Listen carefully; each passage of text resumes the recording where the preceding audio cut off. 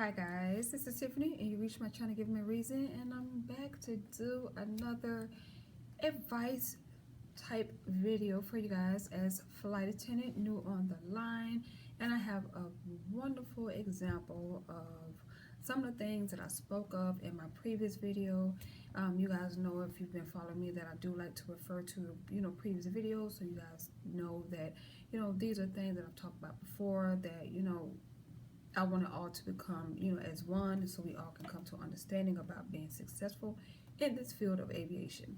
So, in my last video, I did speak on, things that new hires should and shouldn't do to help you out on the line. And I have a prime example of one of the things that I talked about on my previous video, because I'm on a 4-day, and tomorrow will be my 4th day, and then I go home.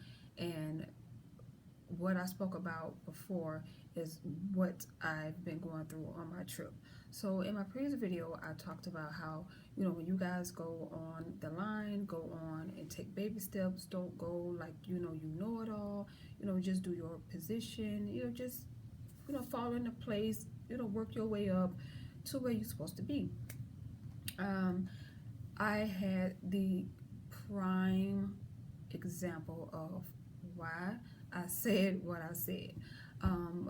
Quick story, just some scenarios, very quick. I was flying with the first day was 4 of us, but it was, 2 ladies and a guy and me. Me and the guy in the back, he used to be a gate agent. He was working in the back with me. I didn't know he was a newbie until I got to the back and, started talking to him, whatever. Before I even got to the front, he was already doing a lot. So I didn't say anything, because who am I? He's new, I'm new. Who am I to say anything? I kind of don't step on any toes until you do entirely too much.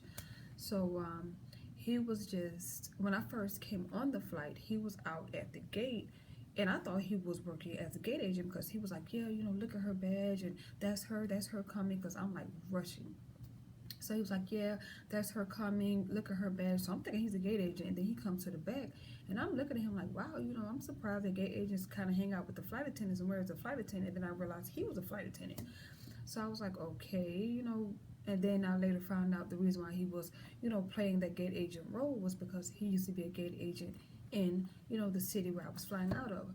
So just throughout the last 3 days, he just was doing so much stuff. Like, I know that as a gate agent, you have to take leadership. You deal with a lot of angry passengers. Sometimes you deal with good passengers. You want to make sure your flight go out on time. You deal with, customers, ground handling, catering, flight attendants, pilots. You deal with all types of people within the aviation, especially to get your flight out on time. You guys, if you don't know, you've been watching my videos, I was based in Baltimore. I was a manager in Baltimore, so I know the whole tricks. I work with gate agents, I work with catering, ground handling, crews, so I know. But I did tell you guys that I'm not the type of person that, even though I've had many managerial, supervisorial roles, does not mean that I don't know how to, start from the bottom.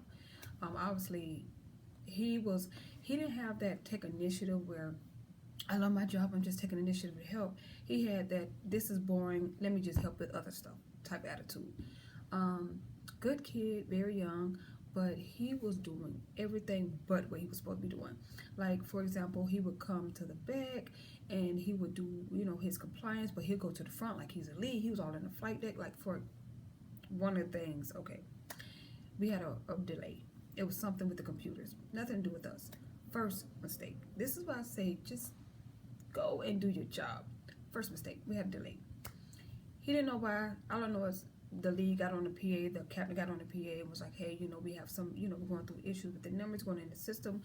We've called, flight logistics. They're going to fix it immediately. But I guess it took too long. He walks from the back. He's not even the lead, okay? Because we can't be lead until our probation is over. He walks up to the front. He goes past the lead, straight to the flight deck, asking the captain, what's the delay? And standing there like, waiting. And so the lead happened to look up, and she was like, what the, So I guess she said something to him. He comes to the back. He goes back to the front because I was the one who was reading the demo. So he wanted to do the demo to get it over with so he could sit down, because he was over it. So he gets in the middle. He was like, why aren't we doing demo? So he goes back to the front and asks the lead, why can't we do demo? She was like, because I haven't closed the flight deck door, and the captain is still working on these numbers, and we're not even sure if we're going to be able to take off if these numbers don't take in the system. So he was like, well, at least we could do the demo and get over it. She was like, no. When the captain says there's a system here, it's in your manual. When the captain says that we can close the door and push back, then we'll do the demo. So he got mad. He came to the back like, I don't know why we can't do the demo. This is so stupid. Get it over with. I'm like, you ain't been here a month. 1 month. Then the next day, he comes in. He was up in the front. He was out on the jet bridge. He was all behind the counters of other stations, as a gate agent. He wasn't where he was supposed to be. He wasn't briefing the UM like he wasn't supposed. Like he was supposed to do. He wasn't doing his compliance. He barely wanted to do trash. He, was trying to pick and choose what he wanted to do with me in the back, and then I had to put him in his place. And then he was like, "Okay, I know I can't really step over her, so let me, because he had the attitude like, if you allow me to do it, I'm gonna do it. I would let you start off trying to do it to see how you are, and then I nip it in the bud." So after he kind of realized he couldn't do that, do that with me, he chilled out with that. I didn't have any problems with him at all. But he just continuously was like doing so much. So then we got in another city, and the lead was like, hey, we're gonna go to the crew room here at this base. They have a crew room. We're gonna stick together. We're gonna sit here, and then we're gonna go back and we're gonna fly our next flight, because we had like a 2-hour sit. He didn't want to come. He was like, no, I'm going to do my own. I'm going to sit over here. Wherever he said he was going to sit, he didn't let the lead know. So she was like, he grown, as long as he knows that we have to be there 50 minutes before, departure. We go 50 minutes before departure. He's nowhere to be found. They had to page him. He came in after the pilots.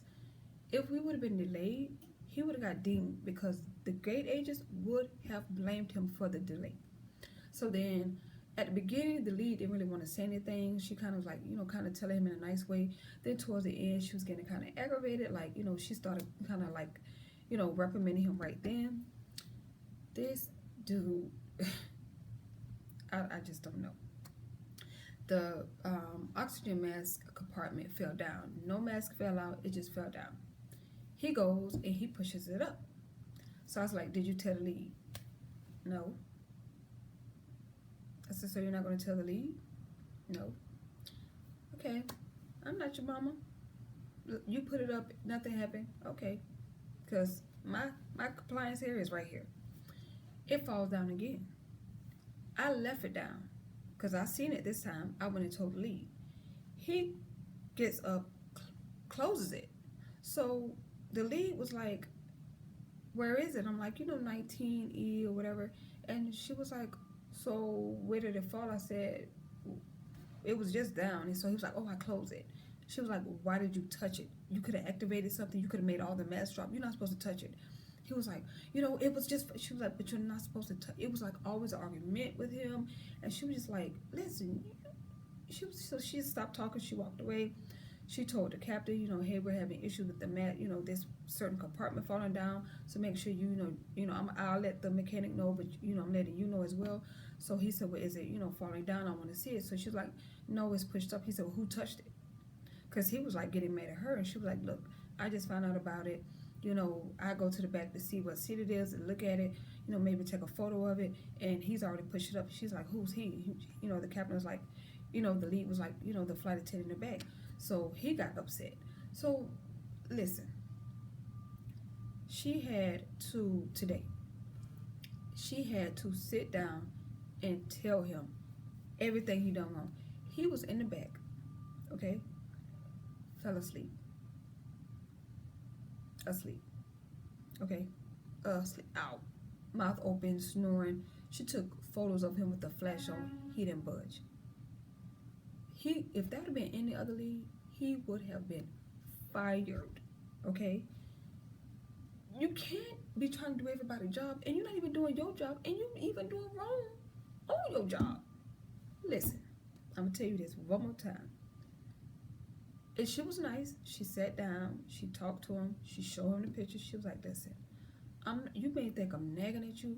You may think I'm just coming at you every time I turn around. I'm saying something to you. She said, saying something to you. She's like, but you're doing so much stuff that's so incorrect, so wrong. She said, you trying to be a gate agent, you trying to be a lead, you trying to do B position, you trying to do A position, you trying to do C position. She said, you need to be in your area of compliance. You need to do your job. She said, you're not even doing your job in the position that you're in.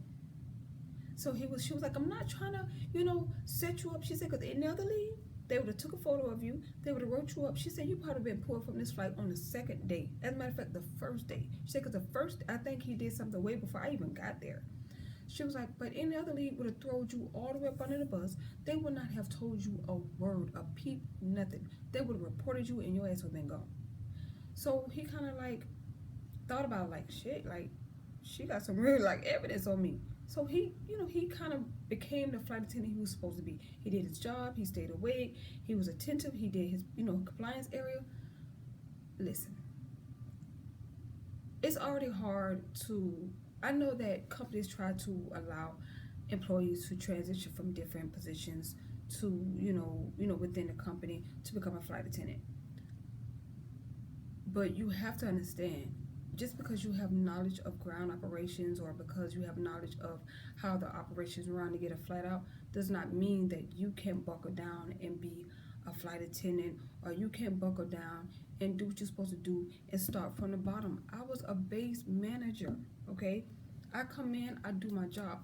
He was like for example, he told me, you need to call the shuttle. I said, first, I'm not the lead. I believe in chain of command, and who am I to go over her head? Next thing you know, we get up to the front, she had already called the shuttle. That's what I'm talking about. Like, you can't overstep your boundaries. You need to fall in line and work your way up. If you want to be a lead so bad, go through your 6 months of probation. You'll be good to go. But stop it. Stop. Listen. I'm trying to tell you. Come in, do your job, do your compliance. Just cover your behind. Mind your business. Don't get involved in bull crap. Don't overdo your job. Don't try to do everybody's job. Don't have that mindset since you've had, managerial or some type of supervisor position that you feel like you can say or you can do whatever you want to do. No. If you at the bottom and you got to take out trash, just do your trash. Just do your job. Okay? Do your job. Because she was nice. She was nice. She should have wrote him up. But she was nice. So I just want to come and tell you guys that, give you a quick synopsis and scenario of why I'm telling you guys to just go in baby steps. Goo goo gaga. Baby steps. So hopefully this helps you guys. Have a wonderful, wonderful evening, and I'm going to sleep. Bye. Thank you for visiting and give me a reason.